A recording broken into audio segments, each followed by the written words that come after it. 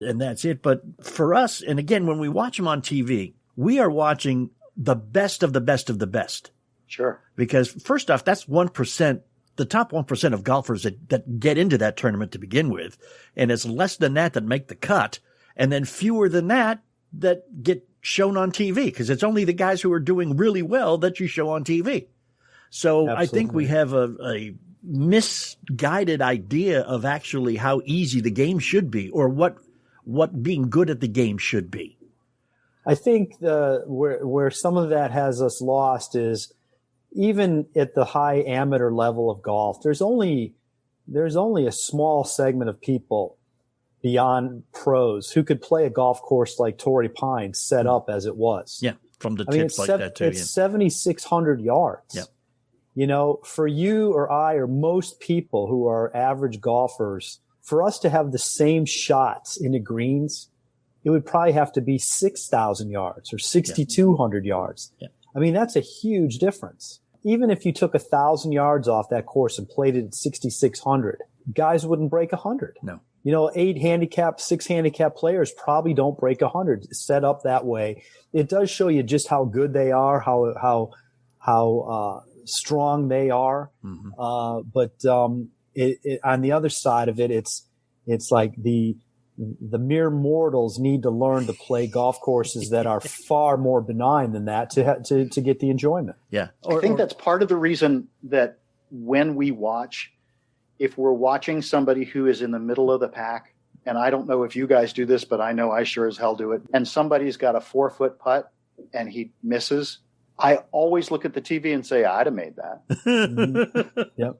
I'm not sure that I would have, but that's a chance to at least, even the bar a little bit. A 4-foot putt I might be able to make. Would you have hit it to 4 feet from 200 yards? No, that's where my best my best ball history comes in. Right. You guys put it up there, I'll sink the 4-foot putt. I would have made the 4. Yeah, live with that fantasy, Neil. Just live with that fantasy. I have You'll to. be fine. Yes, you do. It kind of scares me that Bob just said a minute ago that after 50 our skills deteriorate. It's like, how far worse can it get from where I am now? Right. Well, it depends on where you started, man. It depends. We've got more conversation with Bob Harig, and we're going to jump into it. You just need to hang out for a couple minutes and come right back, okay? This is The Approach Shot. Every once in a while, a new app comes along that you play with for a little bit. You go, man, this is so cool. There are so many fantastic things we can do with this. And we have found one of those apps. It's called Stereo. It allows podcast creators to build a more intimate relationship with the fan base by engaging them in direct conversation, because listeners can record a question and send it right to you. You can ask for questions, you can entertain, you can have a dialogue. The Approach Shot is really excited to offer our listeners a new way to interact with us. Join us Monday at 2 Eastern Time for a live show on the Stereo app. Just download the free Stereo app and select Approach Shot. Then you can connect with us whenever we're live. Stay tuned for more details on how to engage with us on Stereo at the end of today's episode. There's a wide range of conversation topics going on Stereo right now. There's comedy, there's pop culture, there's lifestyle, there's sports, etc. And Monday at 2, there'll be us. Go there now, www.stereo.com/approachshot. Texting enrolls you into recurring automated text messages. Message and data rates may apply. Men, want to feel younger, stronger, leaner? You don't have to slow down after 40. Frank Thomas found the secret to staying in shape with the energy and drive of his 20s. Man, you look like you could still hit it a mile. I feel great, too. What gives? After 40, men slow down. It's harder to stay in shape. Why? Our free testosterone levels drop. It happened to me, and then I found Nugenix Total T. New Nugenix Total T is our most powerful man-boosting formula ever because it boosts your free testosterone and your total testosterone. Nugenix Total T helps provide even more energy, performance, testosterone, and muscle-boosting ingredients for even better results. To get your complimentary bottle of Nugenix Total T, text GRIT to 321321. Samples are not available in stores. Well, wait. When you can do something about it now? I got to try Nugenix Total T. Text GRIT to 321321 for your complimentary bottle of Nugenix Total T. That's GRIT to 321321.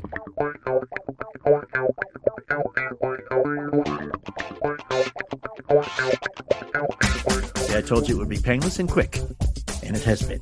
Thanks for hanging. We are back. I'm John Ashton. I'm Neil Michaels, and he's not talking about the show being painless and quick, just the commercial. Bob Harig is our guest, ESPN.com golf analyst. You can catch him on SportsCenter. Whenever the conversation turns to golf, they turn to their expert, and Bob would be it. Since you are the expert and there's some controversy brewing and a lot of conversations in the golf world, let's jump into it. Let's not avoid it. How badly did Patrick Reed screw up? Well, I think he only screwed up in terms of the fact that he has a reputation that sort of dogs him. Mm-hmm. What occurred, the idea that your ball's embedded and you're going to check to see if it's embedded by marking it and picking up, that is going to happen fairly often on a golf course that's wet or where they're playing preferred lies in the fairway. Mm-hmm. That is a common occurrence. It's going to happen a couple of times every round. We just don't notice it. We don't see it. But because it's Reed, because he has a history with some rules issues, and because he picked up the ball before the rules official came over, which even though that's allowed, it just was a bad look. Yeah. And so here we are with this controversy that's dogged him. I'm not sure he did the wrong thing given what he knew. Yeah. It's easy for us to sit back here after the fact and see the replay and see that ball actually bounced. So if the ball bounced, the chances of it in being embedded are pretty slim. Yet he was asking and trying to say or suggesting he had an embedded ball.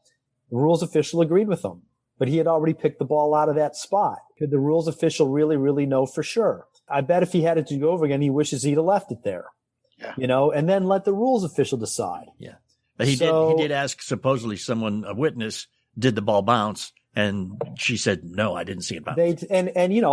So now here's where I go into defending him. If it's in your head that the ball didn't bounce and you know how wet it is and you can't see the ball and you've just hit this shot from a fairway bunker and it's got a lot of zip on it. Yeah. If the ball didn't bounce, you're going to assume that it just buried in there. It plugged. And so in his defense, that's why he's thinking that. The ones who want to call him out, and I get it, are saying, okay, he didn't know that it bounced.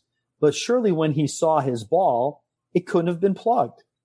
And look, I'm not so willing to make that leap. I mean, there's a chance that the ground was so soft that it could have, even on a hop, flown in and lodged in the dirt. And now what's going to happen? Every player in that position, if they think there's a chance that that's embedded, they're going to ask for relief because it's not that easy to hit a ball out of that situation. The rough is brutal as it is. Right. Now the ball's submerged a little bit, So it's just that, he had the rules issue in the Bahamas. He's had a history, back into his college days. He was accused of cheating when he was at the University of Georgia. There were some incidents where even Peter Costas, the former broadcaster for CBS, called him out for trying to, tamping down the grass behind his ball, improving his lie. And look, in golf, you get that kind of reputation, you have a hard time shaking it. Yeah. And if you're him, he'd have been far better off. Don't touch the ball. Yeah. Yeah. What's the most basic tenet of the game? You play it as it lies. Right. So play it as it lies. You don't touch it. And if you think there's an issue, bring in the rules official. Now, again, I could argue the other side. If every single time a guy had what he thought was an embedded ball or even what looked to be an embedded ball and he had to ask for a ruling, they would never finish. Yeah. It's if you or I are playing, we're not going to get a rules official. I need to, but I need to at least let you look at it and say, hey, look, that ball's submerged. I should get a drop. You're going to look, okay, fine. And you go on. Reed told the guys, but they never came over and looked at it, and maybe that's on them. Maybe they should have. That's called protecting the field. That's part of the process that they did not take care of. Yeah. Isn't this all reputation at this point? Because he won the tournament by 5 shots. So let's assume for a second that he gets a 1-shot penalty for it. He still wins by 4. Is this just people piling on because it's a reputation, or is it legit? Yeah, I mean, I think part of it is that. Part of it is reputation. It looked a little sketchy. A lot of people don't all understand the rules. Like, why are you picking up the ball? Well, that's pretty common when you're trying to identify if it's embedded. Yeah. The other thing I'll say about that is look, the ultimate score doesn't matter, but in that situation, even if the rules official determined he wasn't allowed relief, he wouldn't have been penalized. He would have just been told to put the ball back. Right. So he's allowed to do that. If you just pick up the ball in the regular course of play, it's a penalty. But when there's an embedded ball situation, you're allowed to look at it to see. And, that happened to Rory McIlroy. He picked his up. There was mud on it. He told Roy Sabatini he was playing with. Roy said, yep, go ahead. He took a drop. In this case, Reed didn't do that, but the rules official came over, checked the lie, said, yep, you can take a drop. What's interesting is it's not like he hit it stiff. He hit it to about 25 feet, and then he made the putt for par. Yeah. He almost would have been better off not, because I'm not sure that he was going to make worse than a 5 anyway. If he plays it from the original lie and maybe he gets it on the green or short, he's still got a chance to make a 5. Right. And as it turned out, he played the last 8 holes in 3 over. Yeah. So, to say that helped him win, I think that's a bit of a stretch. But again, that's sort of irrelevant. It gets me. If I were watching, let's say, a baseball game, and in the 3rd inning, there was a play at the plate that the umpire called the guy safe, but I watched a replay and I saw that the guy was really out. I don't get to call the ballpark and say, hey, that umpire made a mistake. That out should have been counted. And they go back and they change the score of the game. I hate that in golf, where some guy watching TV can call up and say, hey, so-and-so moved their ball. And after the fact, they assess penalties. That sucks as far as I'm concerned. They actually don't do that anymore. They've changed that. They're not going to take a call from somebody. They might take if somebody on site sees something, they will. Yeah. And basically video, it needs to be video that would have shown it almost in real time. I mean, they had to go back and look a couple times. So I'm not even sure if they could have referred to the video to help them in this case. Right. Which, when we all watched it, it showed the ball bounce. So, he's sort of, he's vilified because for something he didn't know. Right. But where his reputation comes into play is everybody is saying, well, okay, look, if you don't think the ball could embed if it bounced, we know after the fact it bounced. How was the ball embedded? It almost certainly could not have been, but yet he was claiming that it was. Mm-hmm. And my answer to that is we really don't know. We don't know what's in his head. We couldn't see the lie.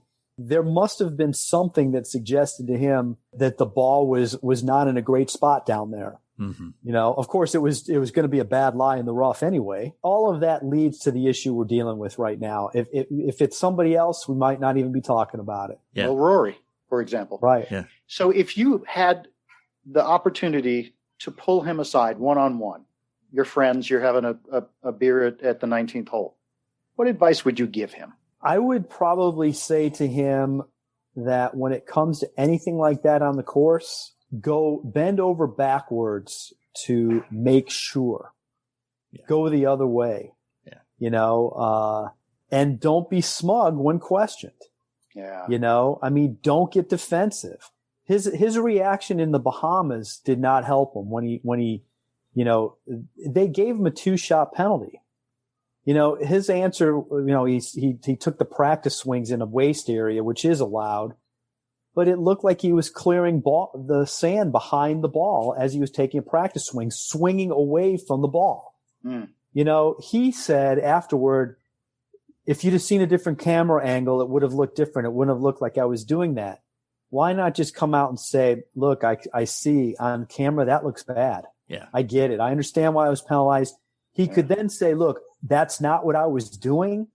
I was, my head was up. I was looking at the target. I was taking the ball back, trying to get a feel for where I was but I did not intend to move the sand back. And he would have had another excuse in that he did not hit a great shot out of there. Right. He still made a double bogey on that hole, but it's the look. Yeah. When you see somebody clearing sand behind a ball, looks like you're improving your line of play, and that's what he got penalized for. Yeah. Perception is reality most of the time anyhow. That's right. Yep. Bob Harig is our guest, ESPN.com golf analyst, and see him on SportsCenter, see him all over the place. When anybody needs an expert on golf, they go to Bob. And we have been asking him some questions. We have been enjoying his expertise up till now. Hopefully he will enjoy it when we come back and hit him